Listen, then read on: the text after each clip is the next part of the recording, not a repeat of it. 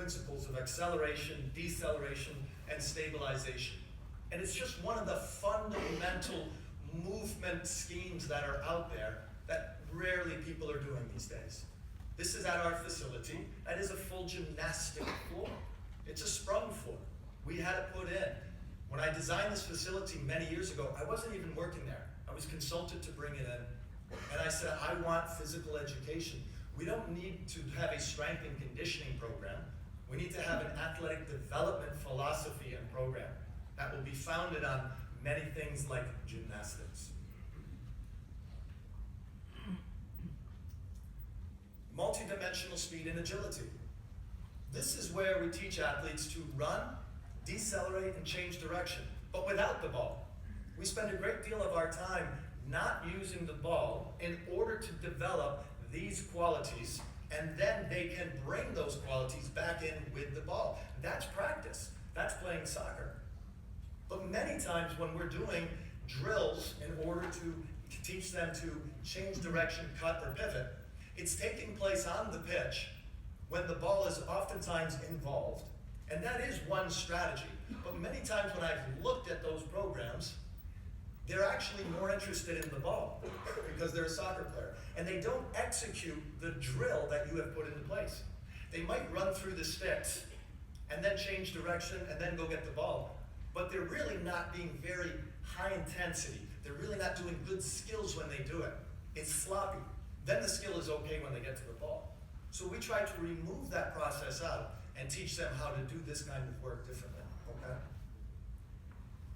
The game is not smooth, the game is chaotic. We saw videos of that just a few minutes ago. Landing is not a pristine, perfect thing. Many landing strategies are about it being perfect. And that's a good starting place. But landing is strange. And going over these hurdles and all these different kinds of ankle range of motion, all different planes of action, and learning how to be stiff, and falling. Because one of the common injuries for younger athletes is just a broken wrist and a broken collarbone because their bones aren't as mature. So if we can teach athletes to fall, we may decrease that risk. And we feel that's working at our program. We're not seeing a lot of those injuries. The third key point, strength. But of course, but I look at strength very much using your own body weight. Back to some of the fundamental easy principles.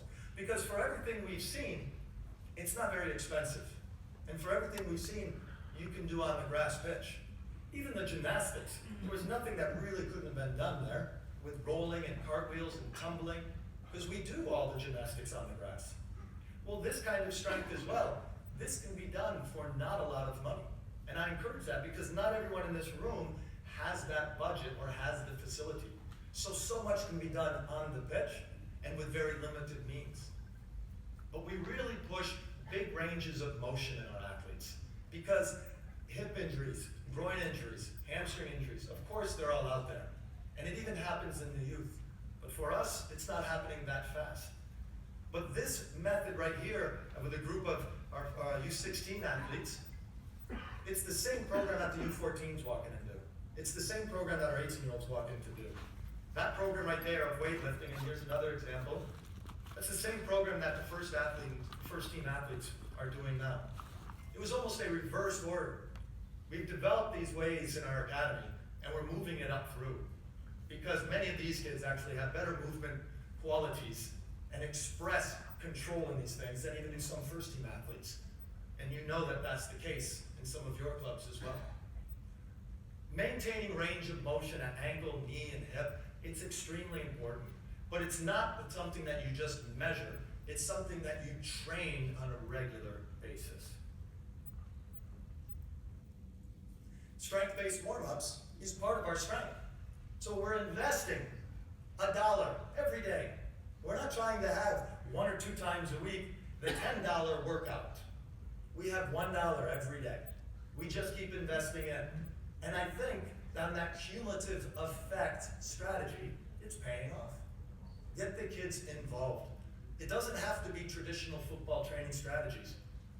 Bracing and stiffness, like these exercises here, are teaching kids once again to fall, but it's preparing for challenges. It's preparing for contact. And then this type of training is a lot of fun, and it takes a lot of coordination, of course. And now while landing, is crazy and injuries happen after heading the ball and landing, we have to learn to get pushed in all different angles. So it's as much for that boy pushing, so that they can learn how to push people on corner kicks, of course. But it's as much about learning how to have good strategies and good ground contact. But then, open up their hips, stretch everything, keep pushing the ankle range of motion, right? The fourth key area, pillar, the pillars that support us, competitive coordination games, right? Dodgeball never gets old, and those are softballs.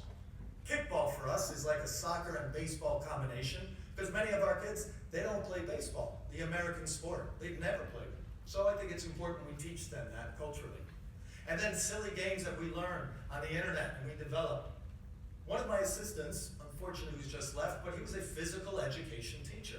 We brought him on to be a PE instructor in this program, to help develop these things about team building and athletic puzzles, how to cheat games.